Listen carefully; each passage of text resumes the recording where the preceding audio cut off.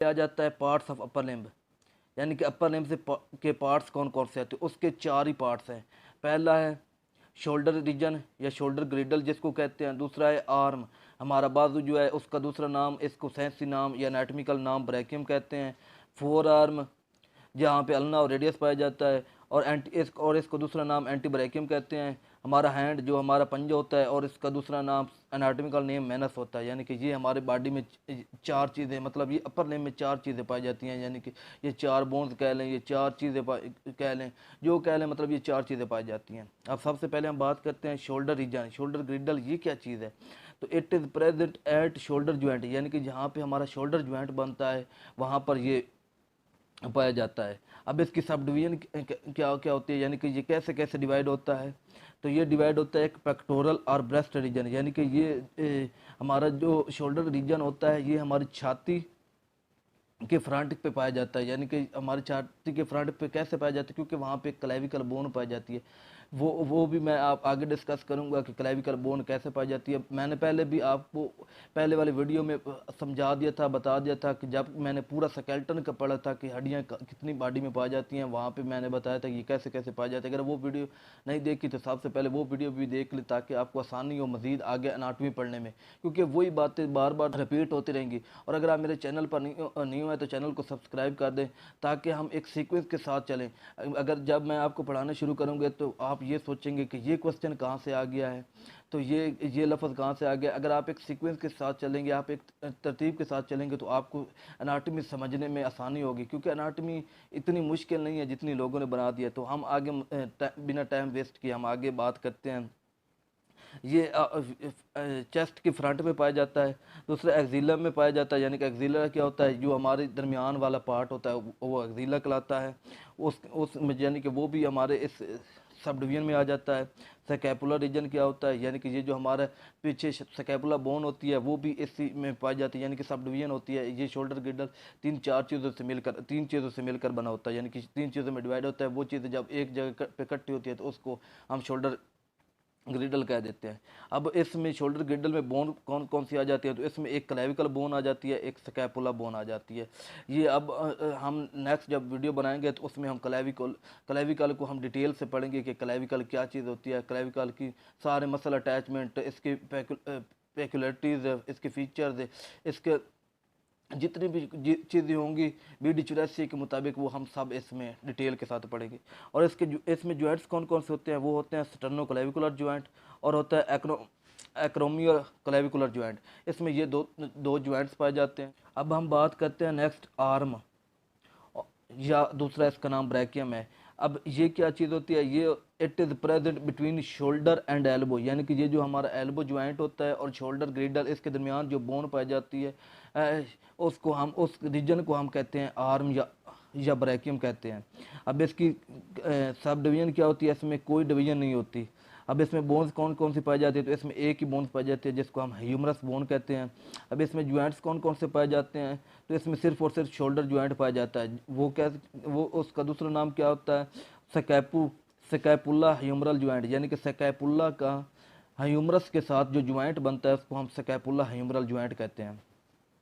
अब हम नेक्स्ट तीसरा पार्ट पढ़ते हैं। तीसरा पार्ट इसको कहते हैं फोर आर्म और एंटी ब्रैकियम।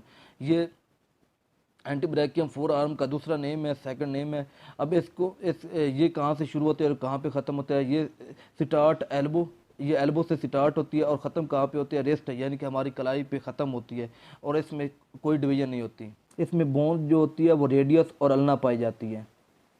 अब हम इसकी ज्वाइंट्स की बात करते हैं तो इसमें एल्बो ज्वाइंट और रेडियो एल्नर ज्वाइंट पाया जाता है, यानी कि ये दो ज्वाइंट्स जो होते हैं वो हमारे फोर आर्म में पाए जाते हैं। अब हम बात करते हैं हैंड और मैनस। हैंड जो हमारी हाथ होता है, जो पंजा होता है, उसकी हम डिवीजन करते हैं, फिर उसकी हम बोन्स भी पढ़ेंगे और उसके हम ज्वाइंट्स भी पढ़ेंगे। तो ये सबसे पहले ये 3 सब डिवीजन में डिवाइड होता है। पहले को कहते हैं हम रिस्ट और कार्पस, दूसरे को हम कहते हैं हैंड प्रॉपर और मेटाकार्पस, तीसरे को हम कहते हैं 5 डिजिट्स।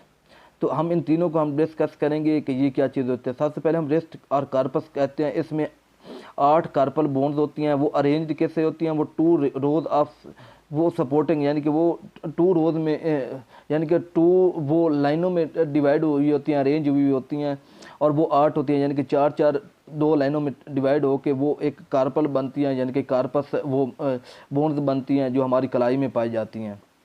अब हम बात करते हैं हैंड प्रॉपर या मेटाकार्पल, तो वो ये जो हमारी पाम वाली जगह होती है इसको हम कहते हैं मेटाकार्पल। ये 5 मेटाकार्पल यहाँ पे बोन्स पाई जाती हैं, वो क्या करती हैं, वो भी हमारे हाथ को सपोर्टिंग के लिए इस्तेमाल की जाती हैं।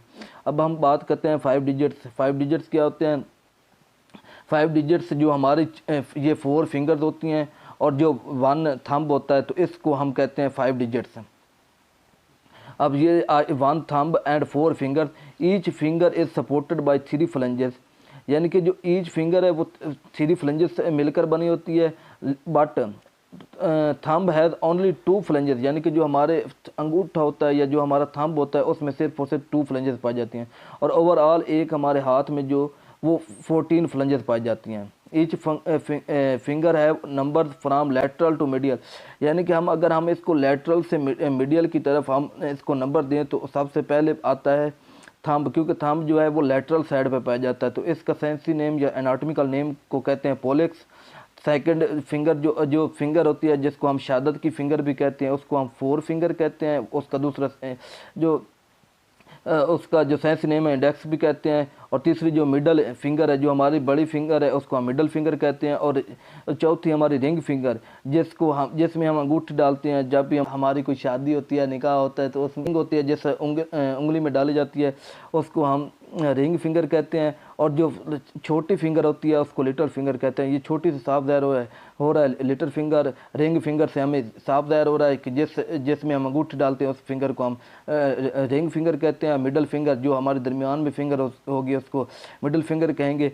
एक इंडेक्स यानी कि जो हमारी शहादत की उंगली होगी उसको हम इंडेक्स फिंगर कहेंगे। और थंब मतलब थंब तो आपको पता है पोलेक्स इसका एनाटॉमिकल नेम है, तो ये पोलेक्स हो गया। इसमें बोन्स कौन कौन सी पाई जाती हैं? मैंने बताया 8 कार्पल बोन्स पाई जाती हैं, 5 मेटाकार्पल बोन्स पाई जाती हैं और 14 फ्लेंजेस बोन्स पाई जाती हैं। ज्वाइंट्स कौन कौन से होते हैं? एक रिस्ट ज्वाइंट होता है। रिस्ट ज्वाइंट कैसे बनता है? वो रेडियस और कार्पस है, यानी कि ये जब दोनों बोन्स आपस में मिलती हैं तो उस के नतीजे में जो ज्वाइंट बनता है उसको रेडियो कार्पल ज्वाइंट्स कहते हैं। और एक इंटरकार्पल ज्वाइंट कौन सा होता है? जब हमारी इंटरकार्पल यानी कि कार्पल की बोन्स आपस में जब जो ज्वाइंट्स बनाती हैं तो उसको हम इंटरकार्पल ज्वाइंट कहते हैं। अब तीसरा आ जाता है कार्पो मेटाकार्पल ज्वाइंट। जब हमारा कार्पस और मेटाकार्पल के दरमियान जब ज्वाइंट बनता है तो उसको हम कार्पो मेटाकार्पल ज्वाइंट कहते हैं। और इंटर मेटाकार्पल ज्वाइंट, ये जब हमारा मेटाकार्पल बोन्स के दरमियान ज्वाइंट बनेगा तो उसको हम इंटर मेटाकार्पल ज्वाइंट कहेंगे। और पांचवा आ जाता है मेटाकार्पोफ्लेंजियल ज्वाइंट्स। जब हमारा मेटाकार्पल और फ्लेंजियल के दरमियान जो ज्वाइंट बनेगा उसको हम कार्पोफ्लेंजियल ज्वाइंट कहेंगे। और एक आ जाता है last proximal and distal interphalangeal joints. Proximal and distal, जहाँ से ये मतलब ज्वाइंट्स शुरू होगा, ये जहाँ से वो फिंगर शुरू होगी तो उस और जहाँ पे ख़त्म होगी उनके दरमियान जो ज्वाइंट होगा इंटरफ्लेंजियल, यानी कि जो फ्लेंजेस के दरमियान जो ज्वाइंट होगा उसको हम इंटरफ्लेंजियल ज्वाइंट्स कहते हैं। आई होप आपको इस की समझ आ गई होगी। अब नेक्स्ट हम बात करेंगे चैप्टर 2 की। उसमें हम डिस्कस करेंगे कि क्लेविकल बोन क्या होती है और उसके बारे में हम पढ़ेंगे। अगर आप मेरे चैनल पर नहीं हो तो चैनल को सब्सक्राइब कर दें ताकि आप भी मेरे इस एनाटॉमिकल कोर्स का हिस्सा बन सकें।